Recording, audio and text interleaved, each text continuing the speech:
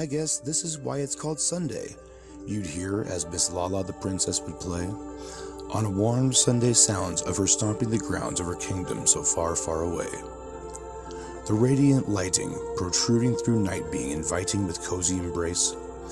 But all Sundays do soon with turn of the moon warn us not of the Mondays we'd face. Of the royal intangibles, playthings, and animals nothing would ever produce, when on that Monday morning, without any warning, the princess was given a goose. "So, why on earth is it doing that?" is what Miss Lala the princess exclaimed. "It will mess up my playthings, my animals hate things, and guess who's the one that gets blamed?" As the princess kept pouting, Goose went for an outing and waddled his way to her chamber.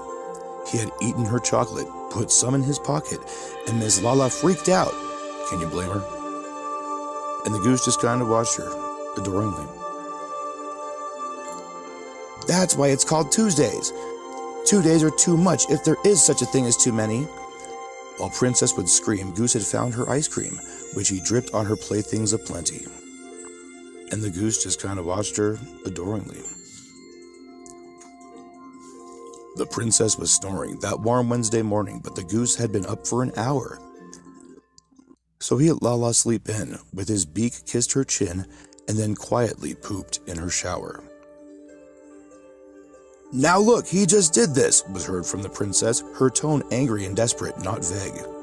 She was eager for wrath when she slipped in the bath, and she stepped on the goose's brown egg.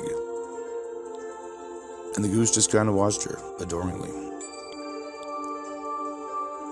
"It isn't called his day, it's supposed to be hers day. The tea must have been a mistake." Yes, the princess had worry and not was in a hurry for more goose as soon as she'd awake. And all through the day, much to Lala's dismay, that Thursday, the goose just kind of watched her adoringly. "Friday, how about Y day? Or don't even try day," as she glared at the goose in dismay. All her makeup was loose on the floor by the goose, so upset she had nothing to say. She missed being alone, royal playthings at home in her castle where nothing be shared. And the goose saw a tear from her cheek to her ear, and he wished she knew how much he cared. So the goose raised his wing, and the princess was seeing how he painted his wingtips bright pink. And then after a while, Miss Lala cracked a smile, and she laughed at such silly a thing. She never imagined this goose of a nuisance would possibly see her that way. But the goose loved the princess, and through any distress, he'd always protect her each day. And the whole time, the goose just kind of watches her adoringly. "Saturday? What's a Saturday?" the princess cried when the morning dew had come. It was warm on the grounds of the kingdom, but sounds of the goose, they were silent and gone. The princess was worried, was certainly sure he'd got scared and got lost, so he ran. The goose was a baby, and Princess thought maybe she might have a plan. So she gathered her playthings and hidden away things and packed for a goose chase a wild. With her ice cream and chocolate and pink nail polish, Princess Lala had just suddenly smiled. As she went through the kingdom, she shouted, "Hey, Goose!" And she looked that whole day.